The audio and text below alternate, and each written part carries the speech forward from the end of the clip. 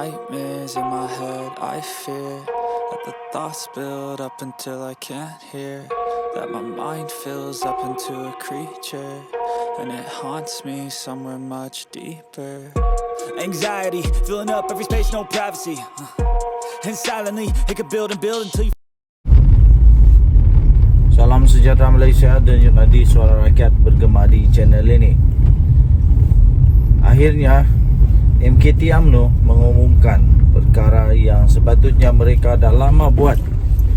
MKT UMNO sepatutnya sudah lama buat benda ni. Isham Jalil yang melawan bos melawan bos akhirnya dipecat oleh MKT UMNO semalam. Perkara yang paling tak masuk akal tentang Isham Jalil ni ialah kerana dia tak berani pun datang mesyuarat. Dia tidak pun berani untuk datang mesyuarat, cuma suka melalak, melolong di luar mesyuarat, bising-bising, bagi pendapat ini, bagi pendapat itu, suruh Zahid letak jawatan lah, bawa Zahid pergi berdebat lah. Lepas itu dia juga menyuruh supaya UMNO keluar daripada kerajaan lah, semualah. Tapi bila dia suruh diajak untuk pergi mesyuarat MKT, tidak pula berani. Sampai kemarin Zahid betul masuk angin, marah betul Zahid. Dia cabar Isham Jalil untuk datang mesyuarat kalau berani, tapi tidak berani. Nampaknya kali ini tindakan yang dibuat oleh UMNO untuk memecat Isham Jalil ini, pada hemat saya kali ini adalah tepat sekali. Tepat sekali kerana mengelakkan daripada ada virus, ada daging yang busuk di dalam UMNO sendiri yang pasti berjangkit-jangkit. Dan adakah Isham Jalil ini adalah seorang menjadi pembantu? Ini soalan. Adakah Isham Jalil menjadi pembantu kepada Perikatan Nasional untuk memujuk MP UMNO supaya sokong Perikatan Nasional? Wah, ini soalan yang paling cupu emas lah. Kenapa Isham Jalil mau sangat UMNO masuk Perikatan Nasional? Ada apa dengan Perikatan Nasional? Sampai Isham Jalil punya matematik pun gagal juga. Iaitu dia tidak sedar bahawa walaupun semua MP UMNO masuk Perikatan Nasional, Kerajaan Perpaduan Anwar Ibrahim tetap tak akan tumbang. Anwar Ibrahim tak akan tumbang, malah UMNO tidak akan pun mendapat majoriti mudah bersama dengan PAS dan Bersatu serta Gerakan di dalam Perikatan Nasional. Tidak akan mengubah apa-apa pun. Jadi yang ruginya adalah UMNO, sebab UMNO sekarang berada di kedudukan yang terbaik, berada dalam kerajaan. Tapi kalau ikut Perikatan Nasional, UMNO akan hilang segala-gala. Sudahlah jadi pembangkang, tidak kuat lagi, berpecah belah lagi. Itu yang UMNO dapat kalau UMNO keluar daripada Perikatan Nasional, keluar daripada Kerajaan Perpaduan. Jadi baguslah UMNO sudah pecat Isham Jalil. Isham Jalil dah tak ada apa-apa sekarang. Isham Jalil tiada apa-apa.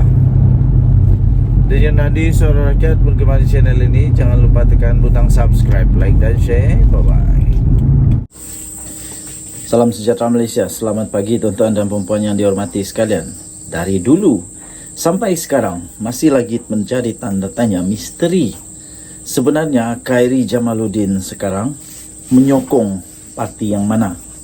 Dan sudah banyak kali sebenarnya dari segala banyak pihak, banyak parti yang sudah mendedahkan bahawa kalau Khairi Jamaluddin nak masuk parti itu dialu-alukan, dan kalau Khairi Jamaluddin perlu masuk parti itu dia dialu-alukan sangat.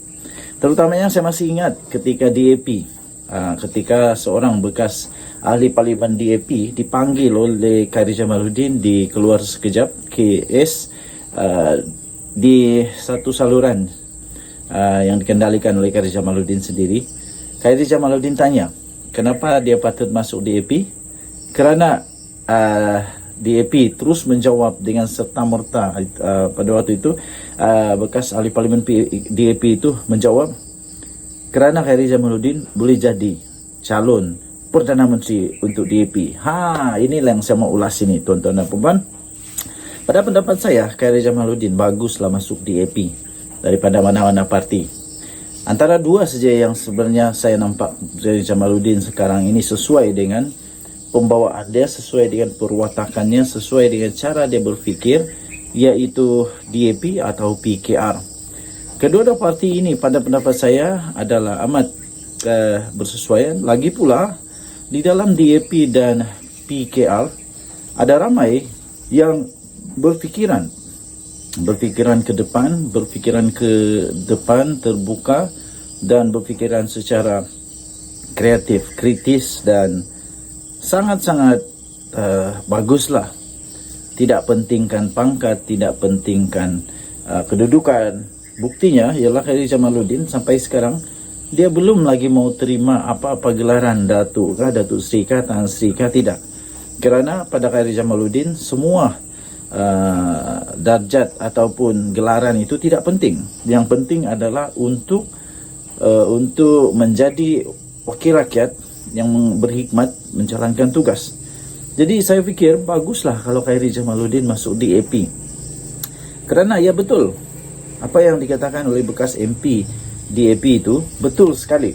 Iaitu kalau Khairi Jamaluddin masuk DAP, akhirnya DAP ada calon Perdana Menteri. Kerana calon Perdana Menteri ataupun orang yang boleh jadi Perdana Menteri mengikut Perlembagaan Negara Malaysia, bukan selalunya, tapi dia mestilah beragama Islam. Okey, jadi kerana itu Khairi Jamaluddin kalau dia masuk DAP, betul-betul dia on time.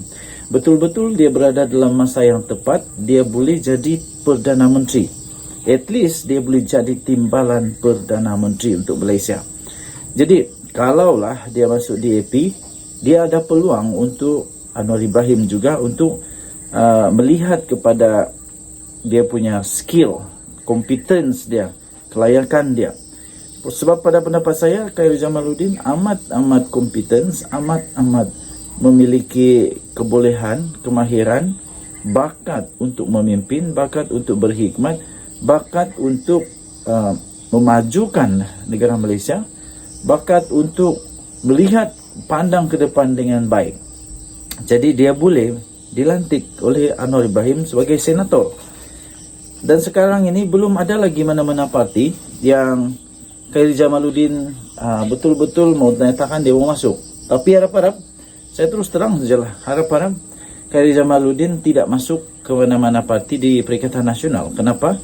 Cara Khairi Jamaluddin berfikir dengan cara Perikatan Nasional punya orang, kebanyakannya terutama pemimpinnya, tidak sama cara mereka berfikir. Jadi nanti akan ada konflik dalaman, susah juga. Okey, jadi pada saya tidak tahulah pendapat orang masing-masing, tapi pendapat saya baguslah Khairi Jamaluddin masuk DAP atau masuk PKR. Bagaimana pendapat anda? Kalau dia masuk itu mana-mana parti itu bagus, bagus, dan kemungkinan besar dia boleh untuk dibangkitkan semula the giant within, the beast inside you akan boleh bangkit semula. Apapun, kita nantikan apa keputusan yang Khairi Jamaluddin akan buat. Kita jumpa lagi, bye-bye.